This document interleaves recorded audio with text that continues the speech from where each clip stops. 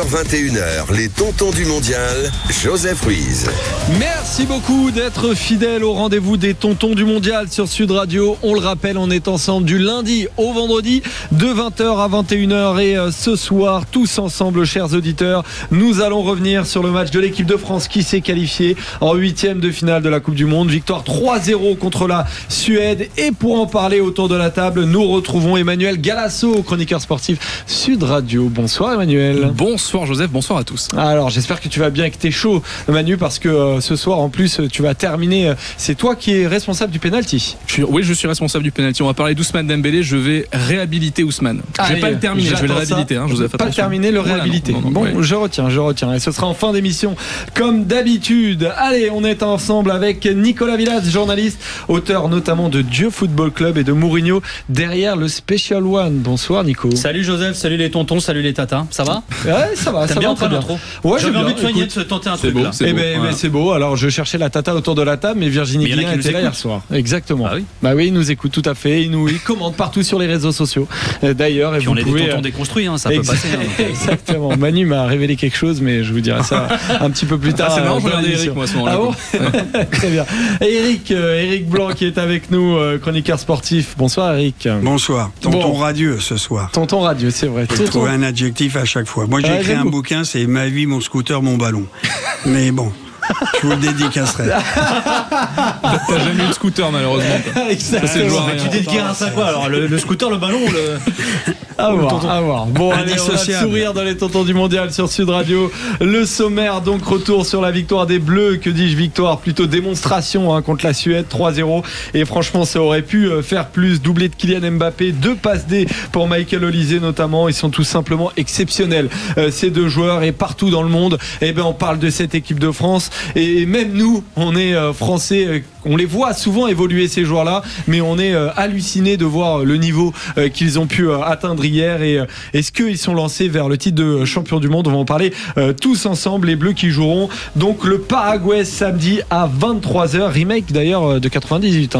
On avait les belles images et ça avait été difficile. On avait dû attendre Laurent Blanc dans les But en or. le Très fameux aigué but en puis or. Laurent Blanc, ouais. Très aigué, puis très aigué. Ouais, très aigué puis Laurent Blanc contre le Paraguay. Ah oui, pardon, je comprenais pas en termes de. Okay. Je voulais pas t'emmerder, Joseph. Non, mais J'apportais une petite info. C'était croustillant, c'était en sympa. fait, j'étais resté sur un 1-0 contre le Paraguay. Non, c'est prolongation et Voilà, blanc. c'est Et blanc ça. on prolonge. Donc j'avais oublié le but de Trezeguet, mais je suis pas là pour mentir dans les tontons, on dit la vérité. T'es transparent. Donc voilà, exactement. Donc je me rappelais de Laurent Blanc, je me rappelais plus du but de Trezeguet pour tout te mentir. Voilà. Allez, on enchaîne. Vous avez le sommaire des tontons du mondial sur Sud Radio, et avant de revenir sur la perf des Bleus, on va revenir sur le match qui vient de se terminer entre l'Angleterre et le Congo, parce que c'était chaud pour les Anglais. Les tontons du mondial, l'échauffement. Allez, les Anglais qui ont eu chaud, Eric, victoire 2-1 contre la République démocratique du Congo. Ils ont été longtemps menés 1-0. Ça passe finalement grâce à un grand Harry Kane. Oui, le Prince Harry a frappé, capitaine, il est à 5 buts. Alors il y avait une équipe du Congo qui a bien démarré, qui a su marquer. Après les Anglais ont quand même poussé, mais maladroit, pas inspiré.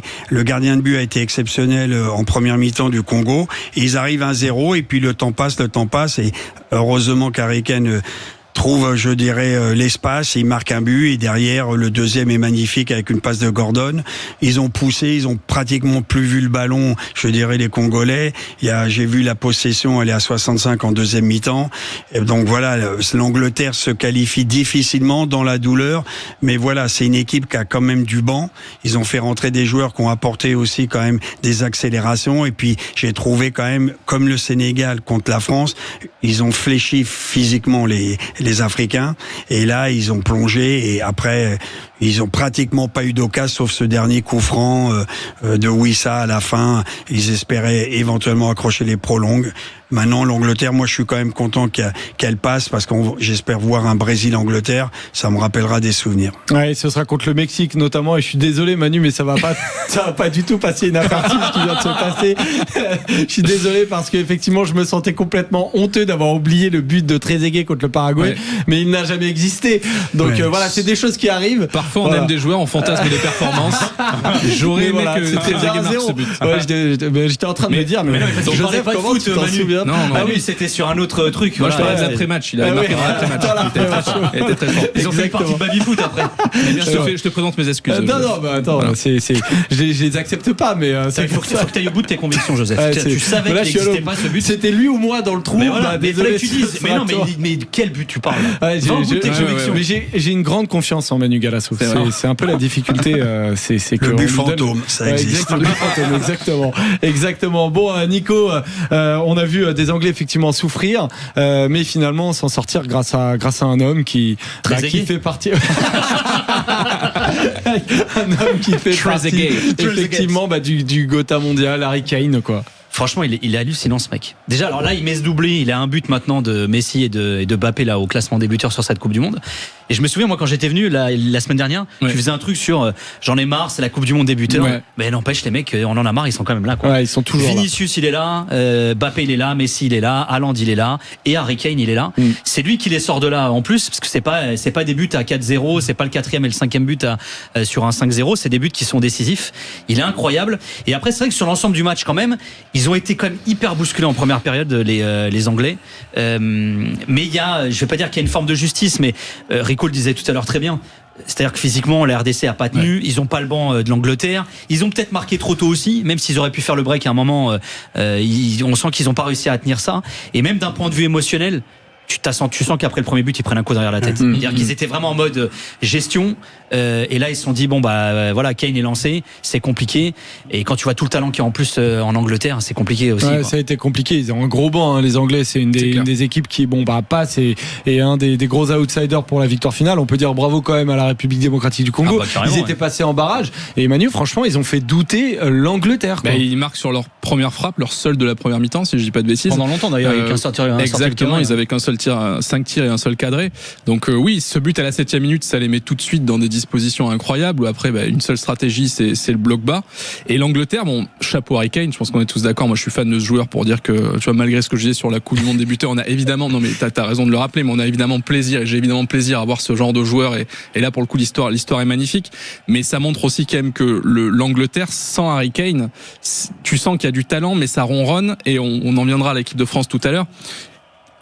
Qu'on voit quand même quand tu compares le match de l'équipe de France hier soir avec cette Angleterre-là, tu sens quand même que c'est beaucoup moins impressionnant l'Angleterre, que ça fait moins peur, qu'il y a moins de connexion et que face à une équipe comme le Congo, face à un bloc bas où c'est solide, c'est propre le Congo, mais c'est pas non plus, on parle pas de l'Italie Catenaccio des années 90 quoi. Si tu vois avec un peu de fluidité, je pense que la France, on les tabasse le Congo et avec tout le respect pour le Congo, mais tu sens qu'il faut un Harry Kane qui lui surnage auprès des autres attaquants pour clouer le match, qui sort de nulle part. Mais franchement, l'Angleterre, ça fait quand même un peu peine à voir. On verra le Brésil-Angleterre. C'est quand même peine à voir à ce moment. Ouais, je trouve parce qu'en fait le Congo un peu dur, non? Non, si peut-être tu le penses. Moi, j'ai pas l'impression d'être dur, mais je trouve que le Congo, et à juste titre, après avoir ouvert le score, n'a rien proposé. Enfin, a eu un truc minimaliste pour préserver le score, et c'est tout à fait logique. Et l'Angleterre, on les a trouvés un peu démunis. C'était, ça manquait de cette petite étincelle, ça manquait de ce joueur qui, ballon au pied, va être les chercher. Declan Rice, tu le vois sur coup de pied arrêté, mais je trouve que dans le jeu, il a pas l'apport qu'il peut avoir à Arsenal. Donc oui, je trouve que cette équipe d'Angleterre, elle s'en sort bien. Au final, c'est mérité. T'as raison, à l'usure. De toute façon, le match, il aurait duré 2, 3, 4 heures, 5 heures. Tu sais que l'Angleterre allait les finir. Pour le Congo, mais merci Kane. Merci Kane pour les Anglais. Eric Blanc. Je m'emballe un peu parce qu'il y a quand même sur le route de l'Angleterre le Mexique qui va jouer à la maison, son dernier match. Ouais. Et on parle du Brésil, c'est en quart de finale. Donc attendons, parce que les Mexicains, avec leur sombrero, ils sont chez eux. Ils ont la grinta. C'est de la folie là-bas. J'ai vu des images, les supporters, tout le monde dans la rue. On le savait, c'est la religion, c'est l'opium du peuple. Le football au Mexique, comme partout dans beaucoup de pays. Donc attendons quand même, parce que ça sera. Et le Mexique peut poser de gros problèmes. Ils peuvent. Ils ont 4 matchs, 4 victoires. Alors on les voit moins. Moi, j'ai pas vu tous leurs matchs. J'ai vu le premier match à l'ouverture. Il y avait 2 cartons rouges à la fin. Ils ont maîtrisé et tout. Mais c'est des types qui, le Mexique, je pense tout de suite à Gignac.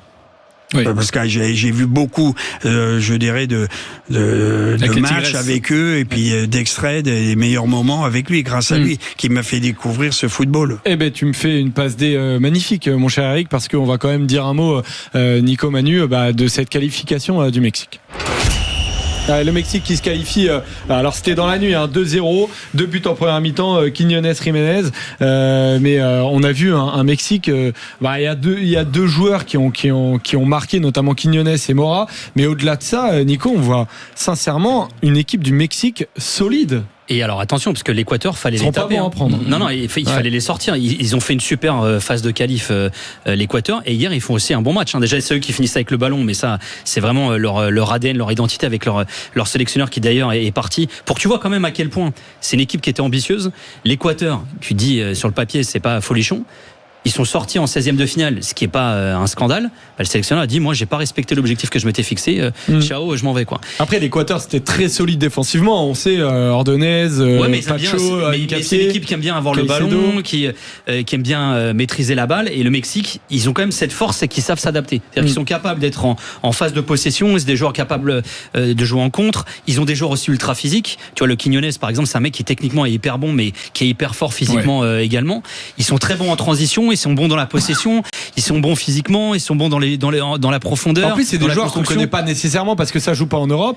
Mais il y a beaucoup d'oseille au Mexique dans le championnat. Il y en a beaucoup qui pourraient jouer en Europe. Quiñones, notamment, Manu, ça peut jouer dans un grand européen. Les joueurs en Arabie Saoudite. En Ligue 1, par exemple, Quiñones, moi, je pense que dans les clubs du milieu de tableau, je le prends tout le temps. T'as raison, mais sur la possession, ils ont 57% de possession. Le Mexique a 43%, donc ils n'ont pas subi une énorme possession. Et là où t'as raison, physiquement, je dirais même l'intensité. Moi, je trouve que derrière l'Argentine, c'est sans doute l'équipe qui met le plus d'intensité, le Mexique. Attention, la Colombie aussi. La Colombie aussi, t'as raison. Finalement, c'est peut-être propre aux Sud-Américains, mais en tout cas, c'est le top 3 des Sud-Américains, ceux qu'on vient de citer. Mais ouais, je suis impressionné. Alors, la Corée du Sud avait été une petite déception pour le Mexique, mais globalement, je suis complètement bluffé par cette équipe. Je les attendais pas à ce niveau-là, et ça confirme aussi ce qu'on a déjà vu par le passé, que quand t'es le club la nation qui reçoit, t'as un supplément d'âme, et sans trop prendre de risques, je pense que dans 4 ans, le Mexique fera pas la même Coupe du Monde, comme ils l'ont pas fait il y a 4 ans. Donc t'as ce supplément d'âme, comme ils l'ont jamais fait. Donc t'as ce supplément d'âme magnifique, et Eric en parlait, l'ambiance et autres, on sent qu'ils sont portés. Il y a même eu 2 morts d'ailleurs par asphyxie dans la foule, tellement les images sont complètement dingues. Derrière Stade, c'est 0 but encaissé, c'est une barre de fer. Donc ils se protègent, ils peuvent jouer en contre, enfin en transition comme ils peuvent avoir le ballon. Mais bon, le petit Mora, moi j'avais entendu parler. Gilberto Mora d'ailleurs, je le dis juste, Eric, il est jeune, il a 18 ans, 17 ans, non mais même moi, une 17 pépite, ans et 259 jours. C'est-à-dire que c'est le deuxième joueur de l'histoire sur un match à élimination directe d'un mondial. Le premier, c'est Pelé. Il était rentré à 17 ans et 239 jours. Mais là, l'Europe s'il continue, l'Europe se l'arrache. Ah oui, ça c'est il y a des grands clubs c'est un bon joueur. Oui, mais enfin, est-ce qu'il peut devenir le futur grand des bons joueurs à 18 ans? On en voit. C'est un bon potentiel. Après, j'en sais rien. On suivra ça. En tout cas, le Mexique, sincèrement, a été une très très belle équipe. C'était un très bon match à suivre d'ailleurs, un duel 100% sud-américain. Mais c'est le Mexique qui en sort vainqueur 2-0 et donc latino-américain. Tu as tout à fait raison. C'est encore plus précis, mon cher Nico. Je suis relou. Ouais, non, mais c'est comme ça. Les gens relous, ça fait avancer dans la vie, pareil.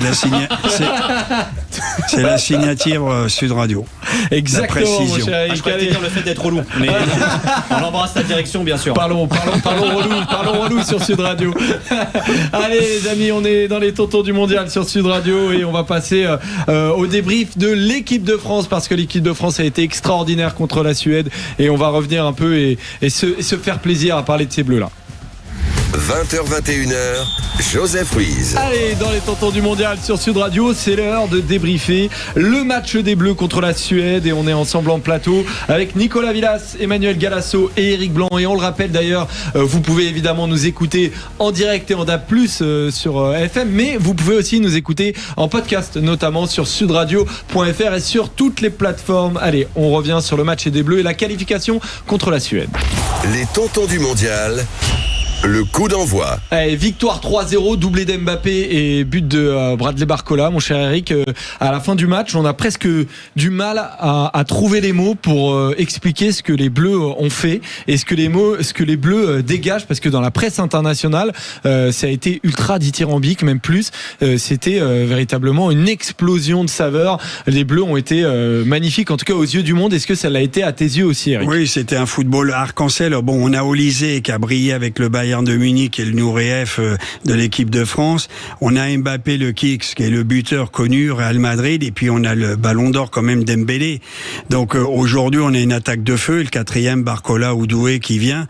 Donc c'est vrai qu'on est très impressionnant. Bon, c'est beaucoup d'attaquants. J'ai entendu qui nous disent on va être champion du monde parce qu'on a une équipe de rêve, devant personne ne peut nous résister, etc. Mais j'ai pas entendu moi parler encore des grands défenseurs qui disent la même chose que des ex-grands attaquants. Oui, parce que aujourd'hui, moi je fais pas la fine bouche. Je suis très heureux pour l'équipe de France, mais bon, je répète, on a battu la Norvège bis. Là, on joue des Suédois qui étaient en Ligue des Nations dans le groupe C. Et qui se qualifie via la Ligue des Nations. Ouais. Donc c'est une équipe où après j'ai cru, quand j'ai lu l'article de Karlström, qui est le chef du football, mais pas l'entraîneur, c'est Potter. Kim Karlström, l'ancien joueur de Lyon, parlait de son équipe en disant bon, et puis ils avaient les trois, ils avaient Langa, ils avaient Isaac, ils ont Gyökeres. Bon, fallait-il encore qu'ils soient alimentés, ils l'ont pas été. Bon, donc on les a asphyxiés, on s'est baladé, un football, je dirais, de rêve. L'équipe de France a fait des gestes incroyables, on aurait pu gagner 5-6-0. Mais je reste toujours non pas sur ma réserve, et je ne sais pas, je suis pas si sûr que le Paraguay répondra à cette question. C'est que pour l'instant, c'est l'autoroute du soleil, on avance. Les Allemands, bon, pas terrible, mais au revoir. Les Pays-Bas, au revoir. Et pas nous. Et non, mais nous, on était quand même dans le dernier carré, tout le monde donnait la France au moins en demi-finale. Et donc voilà, c'est pour moi c'est une Ferrari qui avance, qui roule. Tout le monde est dans l'ambiance, ils sont copains entre eux. Donc pour l'instant, c'est pas encore vraiment la course, c'est ça que tu veux dire? Non, mais on n'a pas rencontré d'adversité. La seule, c'est le Sénégal, une mi-temps. Mais c'était le premier match. Il fallait rentrer dans la compétition. Aujourd'hui, ils prennent énormément de confiance. Les milieux de terrain, Rabiot a fait un énorme match aussi. Derrière, j'attends.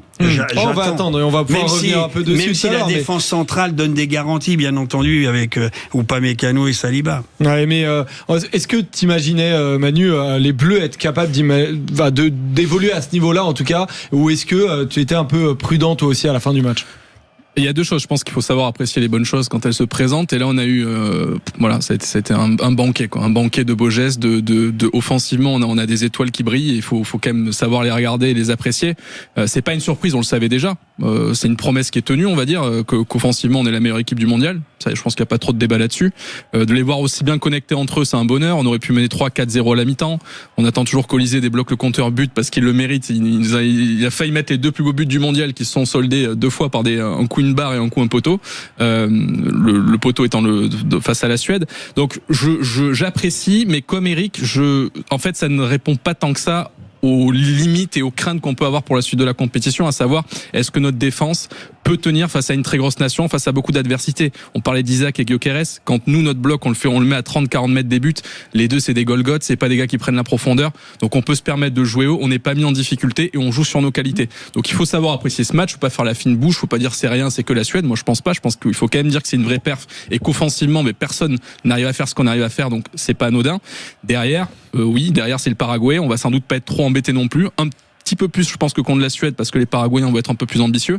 Mais ça ne fait pas de nous le favori absolu. C'est pas l'autoroute du soleil, juste pour reprendre la formule d'Eric. Pour aller en demi, quoi. Pour aller en demi, sans doute. Pour aller en finale et pour la gagner, je pense que c'est loin d'être le cas. Après, j'ai l'impression qu'il y a que les Français qui ont des doutes sur la capacité, sur le fait que les Bleus, Nico, sont les meilleurs en termes d'impression sur cette Coupe du Monde. C'est toujours pareil, t'as peur d'être déçu. Mais en réalité, moi, je suis d'accord avec vous deux, et moi, j'ai surtout envie de m'enflammer, en réalité. Parce que t'as raison, c'est l'autoroute du bonheur, mais des fois t'as beau être dans ta Ferrari, il y a personne avec toi sur la route, tu peux crever, tu peux te manger un cerf qui traverse la route. Enfin, il y a plein de choses qui peuvent t'arriver. Et d'ailleurs, on le voit, ne serait-ce que là sur les 16e. Si tu roules avec des Ray-Ban, ça ira.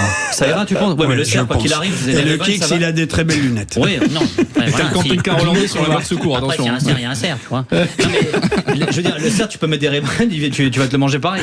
Mais d'ailleurs, la preuve sur ces 16e, beaucoup ont critiqué cette Coupe du Monde à 48 en disant oui, mais les 16e, il y a trop d'affiches, trop déséquilibrées. Mais en réalité, personne n'a fait ce que la France a fait. Tu vois. Même les Anglais viennent de galérer face à la RDC. Avec tout le respect pour la RDC, peu avaient imaginé que le scénario serait celui-là. Le Mexique, bon, c'était l'Équateur, mais qui a quand même un niveau au-dessus. Ça n'a pas été si facile que ça non plus. En réalité, il y a pas de. Oui, t'as raison. Le Paraguay sur le papier, on se dit ça va être tranquille. On disait pareil pour les Allemands, même si je pense que les Français galéreront. En plus, eux, ils sont avertis, mais. Moi, j'ai quand même envie de m'enflammer. Je suis assez d'accord avec la presse internationale. C'est un train qui arrive à l'heure, mais c'est quand même rare dans le foot des trains qui arrivent à l'heure aussi souvent finalement.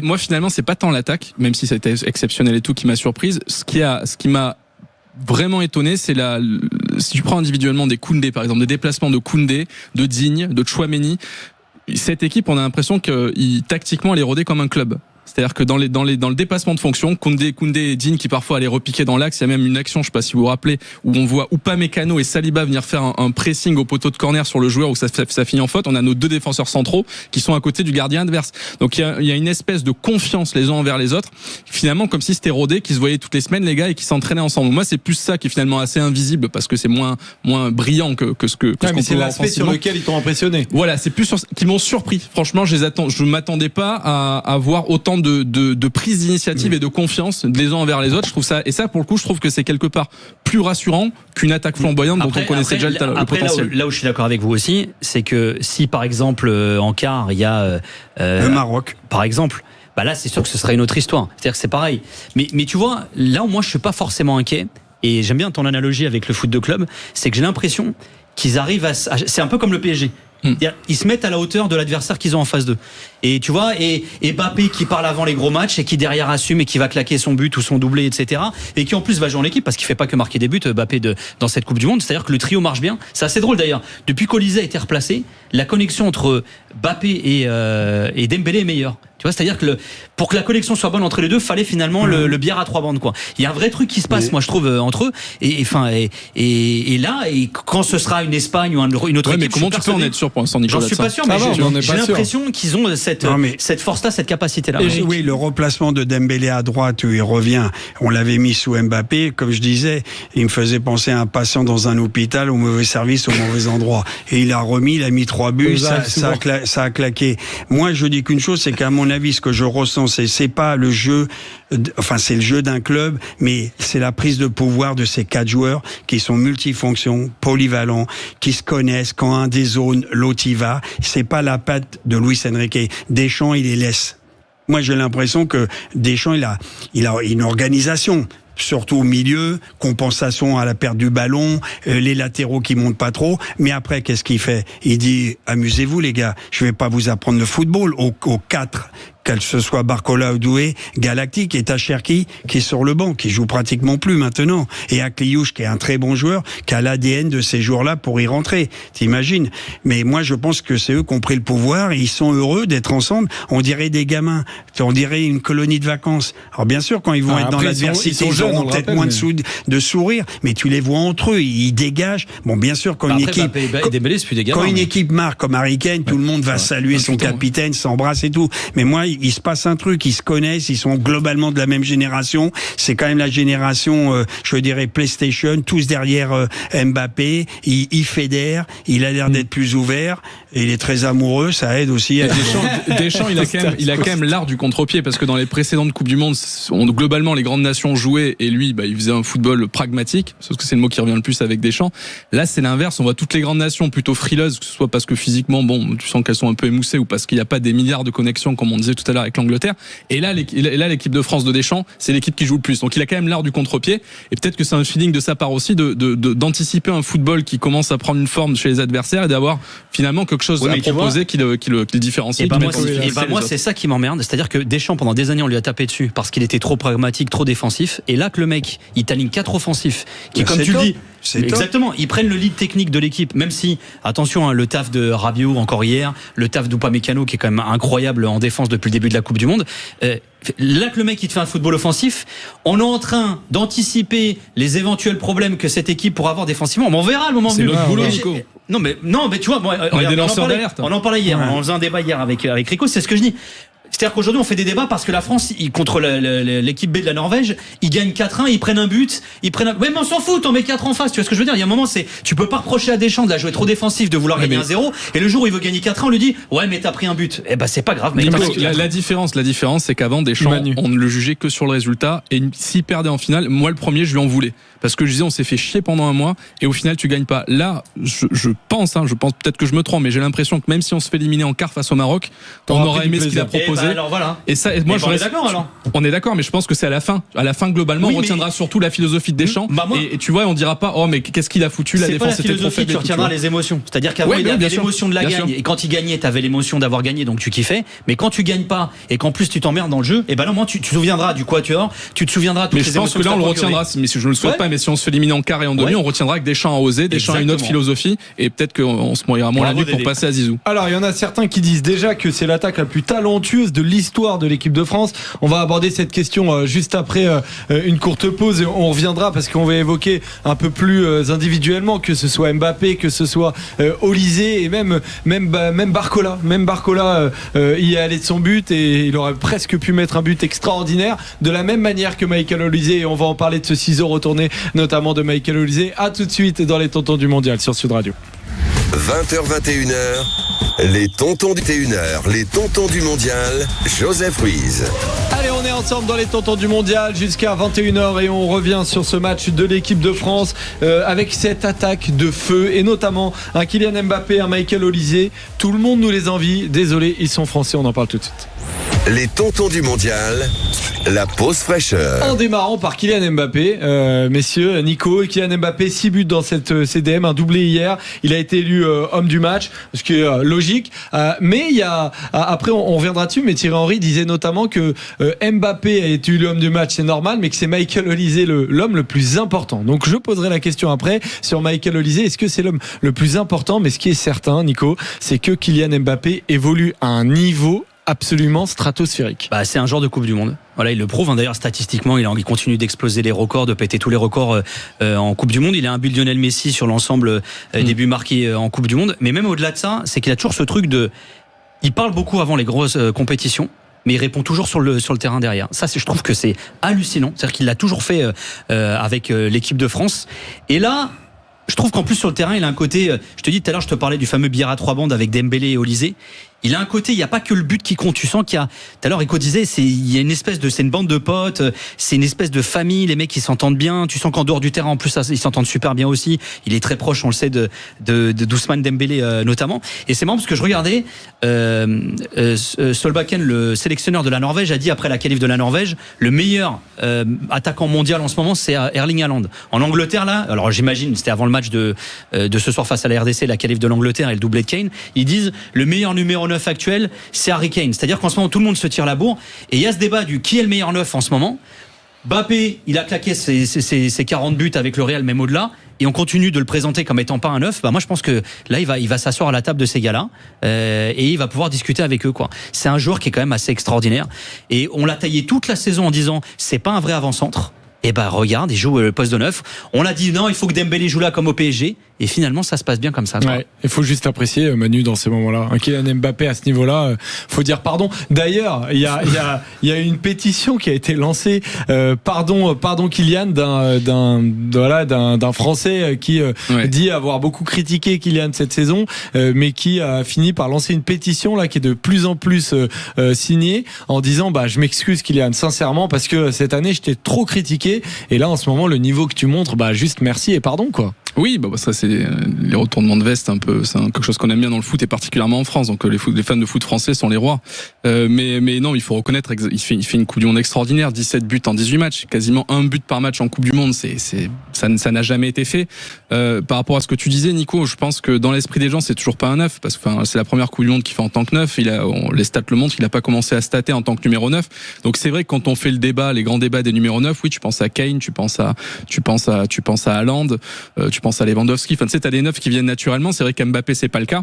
Mais il faut reconnaître que là, il prend c'est le joueur Coupe du Monde, quoi. Parce qu'il parle tout le temps. En club, il parle tout le temps. Il parle quand il arrive au Real. C'est pas pour autant qu'il a gagné la Ligue des Champions. Donc, parole. On a l'impression qu'il se régale dans ce système où là, il peut aller un peu d'où il veut. Il peut repartir par le côté. Il a ce qu'il faut, les appels qu'il faut pour lui libérer de l'espace. On se sent heureux. on le sent heureux, ce qu'il n'était pas à la fin au PSG, ce qu'il a du mal à être au Real aussi parce qu'il y a une pression et autres. On le sent surtout heureux, on sent qu'il est avec ses potes et que au-delà du terrain et des choses qui se passent très bien sur le terrain, c'est un mec bien dans ses pompes et peut-être, alors là j'ouvre une porte, je sais pas où ça mène, peut-être qu'il a eu un déclic et qu'il s'est aussi rendu compte que pour devenir une légende, il fallait être aimé. Et pour être aimé, les buts, ça ne suffit pas forcément et qu'il faut montrer un supplément d'âme. Et nous, Français, on est des grands romantiques. Et si tu montres que tu te bouges pour le collectif, que parfois tu mets un peu plus en avant les autres que toi-même, bah, ça crée un peu d'empathie, un peu d'amour. Et peut-être qu'il a eu un déclic sur ça. On verra, hein, la suite, on verra en club, on verra dans les prochaines compétitions avec la France. Mais j'ai l'impression qu'il y a un début de déclic chez Mbappé et qu'au-delà des stats, finalement, bah, il a compris les Français. Kylian Mbappé différent, Emmanuel Macron. Pas si quand tu le regardais, on va espérer qu'il les comprenne différemment. Mais Kylian Mbappé, c'est 18 buts là sur l'ensemble des CDM des Coupes du Monde. Hein. On rappelle, Messi est à 19. On imagine bien qu'il a envie d'aller chercher des records, mais tu le sens différent, toi, comme Manu, ou pas nécessairement, Eric? Il a eu quand même quelques affaires. Il a pris position en tant que capitaine, vous savez, par rapport politiquement sur le RN. Donc obligatoirement, il y a quand même 11 millions de Français qui votent RN. Je fais pas de politique, mais ça, c'est clivant, quoi qu'il arrive. Il représentait quand même tous les joueurs de l'équipe de France. Qu'il ait des opinions politiques, il n'y a pas de souci. En tant que capitaine, c'est plus compliqué d'entraîner toute l'équipe. T'as peut-être des mecs qui votent RN dans l'équipe. Pourquoi pas? J'en sais rien. Après, il y a eu l'affaire quand même en Suède. Donc, ça a abîmé un peu son image. Il y a eu l'affaire où on boucle, on repasse. Il a dit, si je restais au PSG pour gagner la Ligue des Champions, fait longtemps, que je serais parti. Il s'en va. Mine de rien, Enrique arrive. Le ballon d'or, c'est Dembélé. Lui, cette saison, il marque des buts, mais c'est une saison blanche pour la Casablanca. Donc, quelque part, c'était brouillé. Et les Français le suivaient pas. Là, il arrive, son sourire en bandoulière, capitaine America, c'est sa Coupe du Monde. Il est plein pot, affûté comme une lame, et il entraîne tout le monde. Et là, bien sûr, il y a les Français se prennent au jeu et retrouvent un Mbappé plus souriant, plus disponible. Même moi, je dirais, je l'ai jamais détesté, mais il m'entraîne. Tu vois ce que je veux dire? Et pourquoi? Parce que avant ça, t'avais du mal à accrocher avec Mbappé. Non, mais j'étais peut-être aussi pollué, mais même pas pollué aussi par ma vision du football collectif. Que moi, j'aime les joueurs qui font la passe de plus, tu viens du rugby en plus.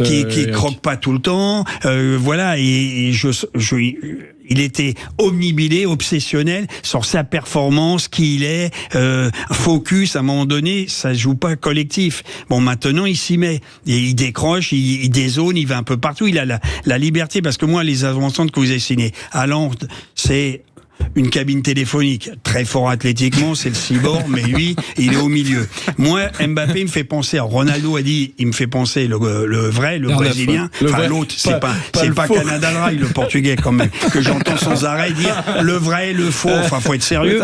Mais, c'est toi qui le dis, Eric. Mais je le défends, le Ronaldo, du Portugal. Mais, donc, il bouge beaucoup dans toute la zone. Et puis on parlait de Harry Kane. Lui, il redescend comme Benzema. C'est-à-dire que moi, j'adore ce joueur parce que Harry Kane, il vient construire aussi le jeu. Et Benzema, et c'est là le danger, on le critiquait quand il redescendait trop, cherchait le ballon, on le voulait dans la surface. Mais bon, aujourd'hui, c'est un poisson volant. Ouais. Il y en a peu, mais ils existent. Donc, faut le laisser. Et puis, tu lui donnes pas de consignes. Ouais. Et aux autres de s'adapter au mouvement. Et c'est un ballet. Je te dis, quand tu les vois jouer, il y a toujours un mec qui prend l'espace et sans se parler. Ils ont le même ADN, le même fil d'Ariane. Voilà, ils sont formés comme ça. C'est moi, quand je les vois, j'ai l'impression que parfois ils jouent dans le bac à sable, un peu un football de rue. Mais boum, boum, mais à 10 000 à l'heure, avec des joueurs de rupture et de vitesse. Ouais, effectivement. Bon, on va écouter d'ailleurs Aurélien Tchouameni qui a parlé de ce potentiel offensif de l'équipe de France. Quand on regarde le potentiel offensif qu'on a dans l'histoire du football, même, je pense que ça a été c'est très rare. Hein. Mais voilà, on prend du plaisir aussi à les regarder jouer. Voilà, on essaie de tout faire pour les mettre dans les meilleures dispositions possibles. Ils rendent le travail plus facile. Là, on va parler de Michael Olise, mais il y a un truc, je voudrais vous entendre, c'est la condition physique des Bleus. que ce soit Mbappé, le Mbappé là, j'ai l'impression que c'est un Mbappé aussi physiquement différent. Il réussit des trucs qu'il réussit pas nécessairement au Real, mais ils sont en jambes les Bleus. Alors pourtant, faut faire des kilomètres aux États-Unis et Nico, on a l'impression que les Bleus, ils sont là, ils sont présents malgré la saison qui s'est allongée quoi. Qui s'est allongée, mais par exemple dans laquelle Mbappé a quand même été souvent absent. Il y a quand même un truc, il y avait pas mal de débats en Espagne, et pas que concernant d'ailleurs Mbappé, concernant Yamal par exemple et Nico Williams qui sont des cadres offensifs aussi de la Roja de l'équipe d'Espagne, mais aussi d'autres joueurs également qui finalement à l'approche de la Coupe du Monde avait tendance à être un peu blessé plus longtemps que prévu parce qu'ils se préservaient un peu en vue du mondial aussi. Je pense qu'il y a aussi un truc, c'est que les joueurs commencent à intégrer ces saisons longues, cette Ligue des Champions qui est de plus en plus rallongée elle aussi, et avec ce Graal qui est que tous les 4 ans et qui est quand même une Coupe du Monde. Et je dis pas qu'ils se préservent, mais ils font peut-être plus attention, tu vois.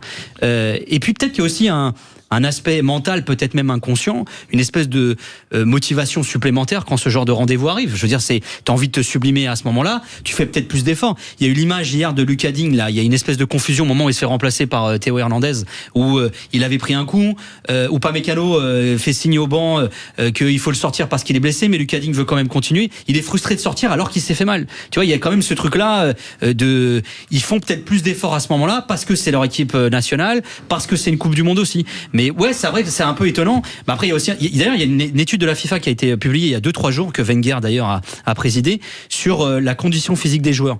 Et la conclusion, c'est que les joueurs aujourd'hui, ils marchent plus sur le terrain, notamment les joueurs offensifs, les joueurs les plus âgés notamment. Il parlait de Messi, il parlait de Ronaldo, parce que ils arrivent à compenser ça par leur vision de jeu et le sens du placement. Et aussi un truc tout con, mais c'est qu'ils ont des méthodes de récupération et de préparation qui sont totalement différentes d'il y a quelques années. Ouais, en tout cas, les Bleus ont l'air d'être en jambes, et tant mieux. Joseph, juste pour revenir sur Mbappé, c'est aussi un grand pragmatique. C'est son point commun avec Didier. Est-ce qu'il ne faut pas se rappeler en début de saison quand même qu'il avait snobé les rassemblements de l'équipe de France pour donner la priorité au Real et à la Ligue des Champions. Donc c'est un joueur qui se garde, qui se protège pour être en forme dans les grands moments, que ce soit Ligue des Champions en club ou Coupe du Monde en équipe de France. Donc c'est pas non plus, faut pas, je pense, trop déifier Mbappé en disant c'est tout pour les Bleus, c'est tout pour les grands moments. Voilà. Donc quand les grands moments c'est la Coupe du Monde, évidemment c'est tout pour les Bleus. Il a un peu levé le pied en fin de saison avec le Real. Dembélé, il est en forme parce qu'il a beaucoup été blessé aussi, donc paradoxalement ça joue en sa faveur parce qu'il a eu moins de matchs, il a moins de fatigue. Moi c'est plus Olysée qui m'impressionne finalement parce que il est sorti d'une grosse saison à Palace. Là, il a fait une saison à rallonge, un marathon au Bayern où il a été le 28 buts, 22 passes ou 22 buts, 28 passes, je sais plus dans quel sens c'est, mais il fait une saison exceptionnelle. Il porte le Bayern et que lui soit aussi en forme à ce moment-là de la saison après la saison qu'il vient de faire, ça par contre ça me bluffe, contrairement aux deux autres qui pour des raisons diverses ont su se gérer finalement sur l'ensemble de la saison. Si la France était championne du monde et qu'ils jouent tous à leur même niveau, l'Espagne l'a fait en 2010. Enfin, il y avait Messi à Barcelone par Argentin, mais il y avait Iniesta et Xavi. Ils peuvent mettre les trois peut-être au Ballon d'Or, 1, 2, 3. Je sais pas dans quel ordre, mais c'est possible. S'ils décrochent la timbale, ils seront au moins peut-être dans les 5 premiers, les 3 joueurs. Ce serait mérité. Ce serait possible. En tout cas, il y a Thierry Henry, Eric, qui a dit le MVP sera toujours Kylian grâce à son côté décisif, mais le joueur le plus important, c'est Michael Olysée. Est-ce que tu es d'accord avec ça? Est-ce que c'est Michael Olysée qui, finalement, en arrivant, a été le facteur X des Bleus? Non, mais il est passé au travers, c'était au dernier match où on l'a moins vu. Contre la Norvège, il a été un peu moins visible, on va dire. Voilà. Bon, là, il a frappé fort, il a repris la direction du jeu. En plus, il aurait pu être buteur, passeur, on le sait. Oui, le kick, il marquera toujours. A priori, il sera alimenté. Il est en super forme. Après, Olysée, oui, c'est un joueur capable de marquer, de faire jouer. Voilà, tous les grands joueurs, il y a des superlatifs, on va pas les répéter sans arrêt. C'est un joueur quand même atypique. Moi, il a quelque chose d'unique. Ouais, j'ai du mal à dans trouver la direction un joueur du jeu, auquel le comparer, son contrôle, sa passe et même son ses physique, trucs. Parce que physiquement, il est impressionnant. Et pourtant, il est aérien, tu vois. Le retourné qui tente. Enfin, je veux dire, il fait ça. Et même la façon dont il court, t'as l'impression qu'il court sur la pointe des pieds. Tu sais, il a un côté un peu, tu disais ballet tout à l'heure, on dirait un danseur. C'est des athlètes comme ça qui courent sur la pointe des pieds. Il est élégant, il a un côté, très artistique. Non, il est séduisant même dans sa façon de jouer. Il a une personnalité. Moi, sur le peu que j'ai vu, il parlait pas beaucoup français parce qu'il a vécu en Angleterre très tôt. Il se cache des médias. Des fois, tu le vois à part, même à l'entraînement, il parle avec tout le monde, toi. Mais il est capable d'avoir une personnalité où il peut se mettre à l'écart. se régénérer, se parler à lui-même, j'en sais rien, j'ai l'impression que c'est quand même un garçon qui est... C'est particulier, on rappelle voilà, Michael Olise, intelligent, il a pas de sponsor, hein. Il a pas de sponsor de chaussures, etc. Il prend les chaussures qu'il veut, il se les achète lui-même et il les porte, voilà. Et il dit moi je fais comme ça. J'espère qu'il a mis de côté parce qu'il doit galérer. Non mais cela étant, il perd aussi du fric, quoi, parce que c'est des gros contrats avec des équipementiers. Pour en revenir à la déclat d'Henri, je pense ce qu'Henri veut dire, c'est en réalité, parce qu'on s'en fout un peu en réalité de qui est le meilleur ou pas, mais je pense que ce qu'il veut dire, c'est un peu ce qu'on disait tout à l'heure, c'est Olise, c'est celui qui a permis la connexion entre les quatre finalement. C'est même pas entre les trois, parce que au tout début de la Coupe du Monde, c'est Dembélé et Mbappé, ils ont beau s'aimer en dehors du terrain, ils n'arrivent pas à se trouver. Tu fais rentrer Olise, ça fluidifie le jeu, et même que ce soit Barcola ou Doué, t'as l'impression qu'il y a un truc qui se passe. Ça bonifie tout le monde. Exactement. Ouais. Et en fait, je pense que c'est dans ce sens-là où Henri veut dire c'est lui le plus important parce que c'est lui finalement l'élément déclencheur ou le débloqueur. Non, mais la filiation, c'est Zidane-Platini, même si c'est un autre joueur que Zidane ou Platini, mais il est dans cette filiation. Le Kicks, c'est le Kicks. On n'en a pas eu. On a eu Giroud avant, qui était le buteur de l'équipe de France, qui avait son style particulier. Benzema en avait un plus à la Harry Kane, il décrochait, il participait.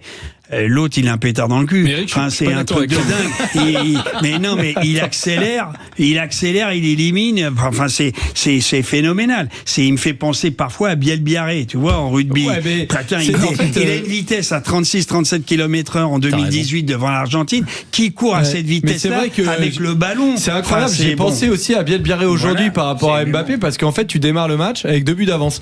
Et comme tu démarres avec Louis Biel Biarré, l'ailier de l'équipe de France, avec 2 essais il donne d'avance. confiance aux partenaires. Il fait peur aux adversaires. Tu vois, dès qu'il rentre, comme je disais, dans la surface de réparation, il déclenche l'alarme incendie.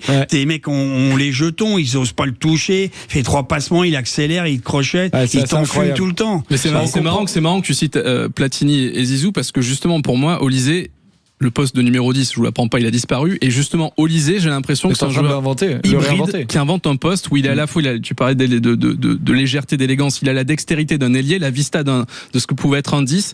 Il est dans une zone entre le milieu et l'attaque. Enfin, c'est un mec qu'on ne comprend pas et que les adversaires ne comprennent pas aussi, je pense. Et c'est ça sa plus grande force, c'est que tu peux pas le bloquer. Il peut aller sur le côté pendant 20 minutes, revenir dans l'axe, faire le lien entre. Je vois pourquoi tu mets dans cette catégorie-là, mais dans le footballeur qu'il est, je trouve que c'est le footballeur moderne par excellence. En sport, t'as le résultat, t'as le mouvement collectif, t'as l'expression collective, mais t'as l'esthétisme du joueur. Ce qui dégage, t'as des joueurs qui n'ont pas été les meilleurs, mais ça fait de celui qui était un très grand joueur. Quand je le voyais jouer, c'est quelque chose. Modric est pareil, Iniesta aussi. Et pourtant, ils ont jamais eu il a eu Ballon d'Or, Modric, mais ils étaient dans le Gotha tout en haut, mais voilà, ils marquaient moins de buts. Mais ils avaient quelque chose en plus, une finesse, une perception, une laser 360, le contrôle, rien que ça. Et ils sont français. Des fois, tu tombes amoureux d'un contrôle, d'une prise de balle, c'est pas spécialement obligatoirement le but, tu vois. Là, quand tu aimes le football, raté, mais un but raté, on va dire. C'est le poteau qui a arrêté un but. C'était assez extraordinaire, ce geste de Michael Olise. Les Bleus qui nous font rêver. On est ensemble dans les Tontons du Mondial sur Sud Radio. Restez avec nous. On va notamment parler d'Ousmane Dembélé. Mondial, Joseph Ruiz. Les Tontons du Mondial avec Nicolas Villas, Emmanuel Galasso et Eric Blanc. On est ensemble jusqu'à 21h et on parle de l'équipe de France qualifiée en 8e de finale de la Coupe du Monde. Ce sera d'ailleurs contre le Paraguay. On en parlera tout au long de la semaine, on le rappelle. Et on continue à évoquer les joueurs de l'équipe de France et il y en a un dont on n'a pas encore parlé. On va le faire désormais. Malheureusement, on en a parlé. On va éviter, ça va être désormais un boulet très lourd accroché au pied d'Emmanuel Galasso. On va espérer qu'il tire pas son penalty avec, sinon ça va être compliqué. Allez, on parle d'Ousmane Dembélé. Les Tontons du Mondial, le penalty. Quand même. Qui bien châtie bien, on t'adore. Ouais, exactement, mon Manu. Pourtant, t'as un bon thème. On t'aime vraiment énormément. Alors, Manu, on a parlé de Mbappé, on a parlé de Michael Olise, et finalement, il y en a un hier qui a quand même fait une passe D. Mais c'est dur de le mettre en avant, et finalement, j'ai quand même lu à droite à gauche, qu'il a fait un petit match.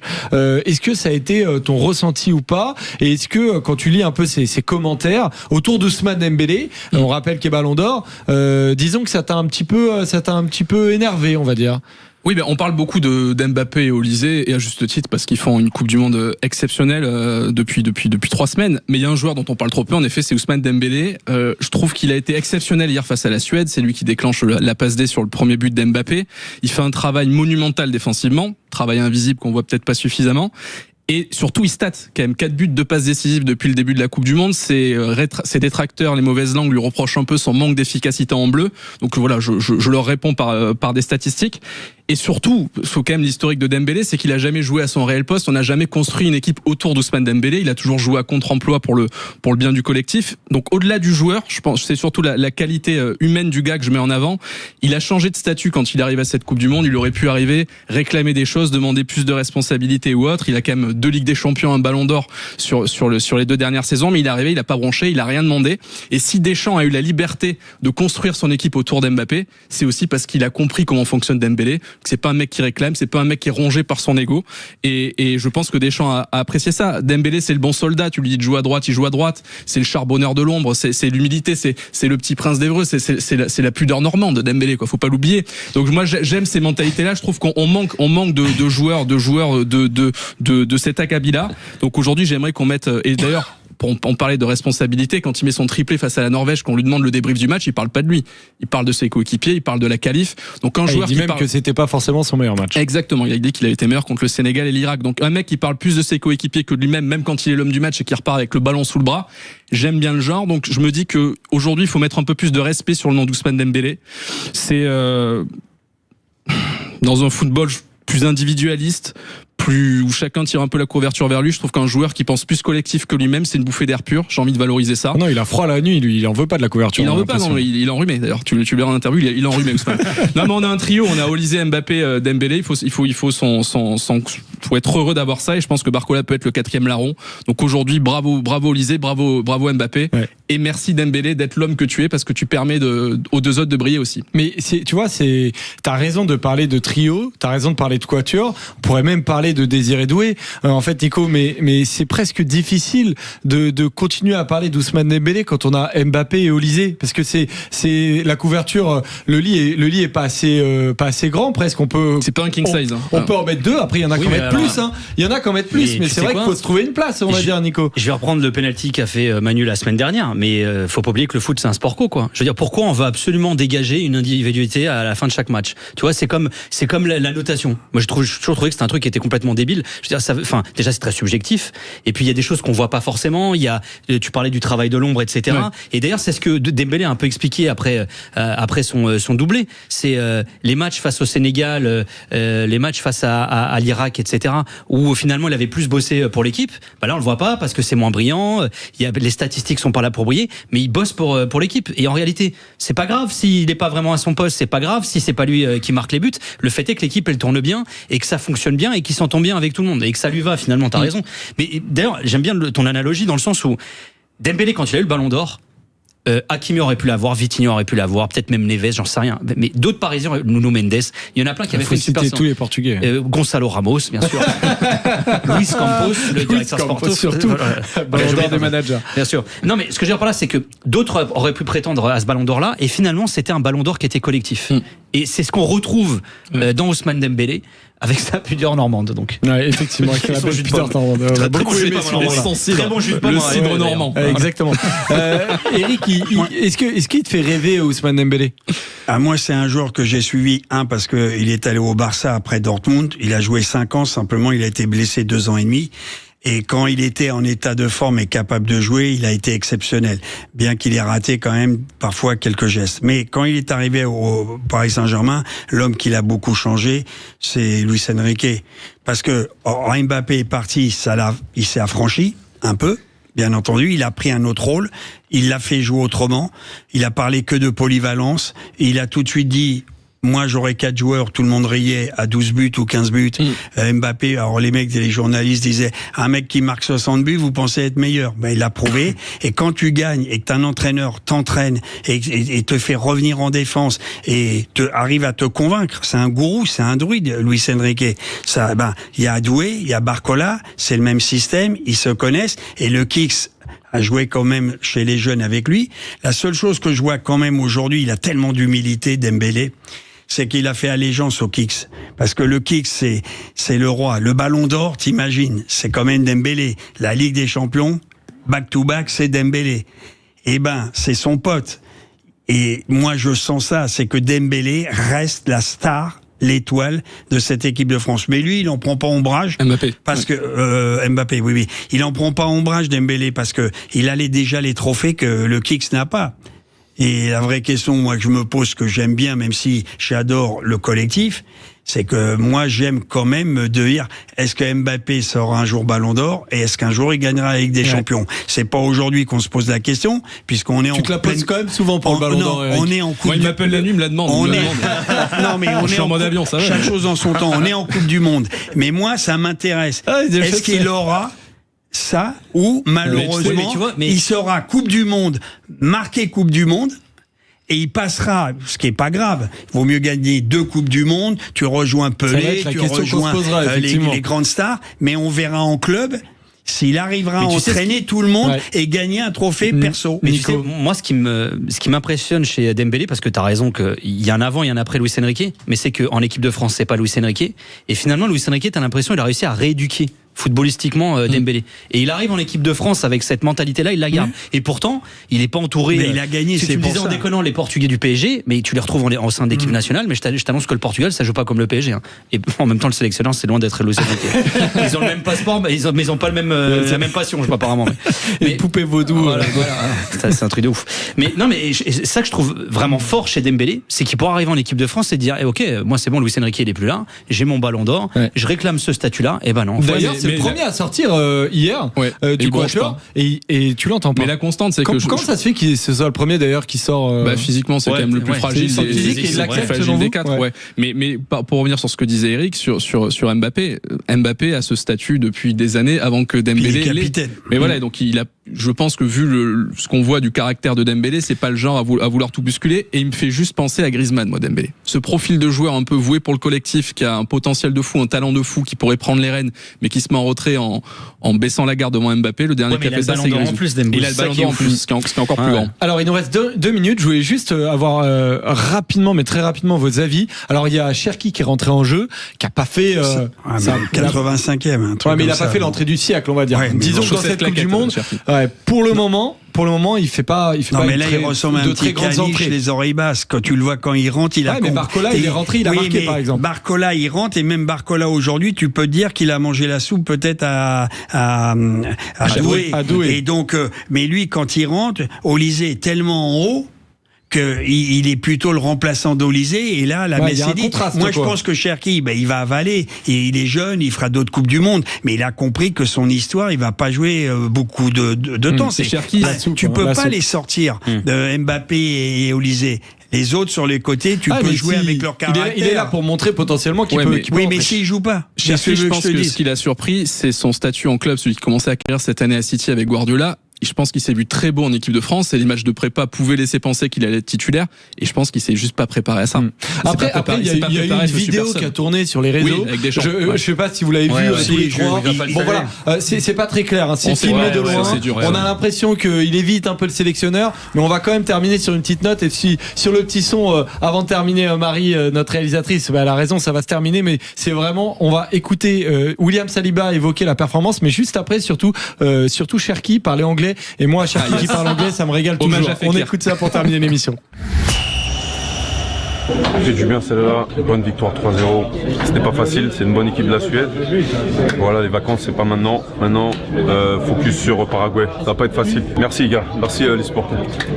American dream continue. Yeah, the American dream continue. À la fin il dit The American dream continues, the mindset. Mais comme quoi il est content et il est heureux. Et je voulais aussi le rappeler parce que peut-être qu'il est un peu frustré de pas forcément jouer. Je sais pas si c'est une réalité ce qu'on a vu sur la vidéo, mais en tout cas, dans le vestiaire, Ryan Cherki, il avait pas chercher les histoires, les journalistes là. Ouais, c'est exactement ce que dit Deschamps d'ailleurs. Allez-y, trouvez des problèmes. Ça lui permet de bosser l'anglais quand il est sur le banc. Exactement. Allez, merci Nico Villas, merci Emmanuel Galasso, merci Eric Blanc d'avoir été avec nous. C'est un club par nice guys. C'est ce qu'on disait quand on nous réécouter en podcast si par hasard vous nous avez raté. On se retrouve demain, même heure, 20h dans les Tontons du Mondial, et tout de suite Jacques Pessis sur Sud Radio.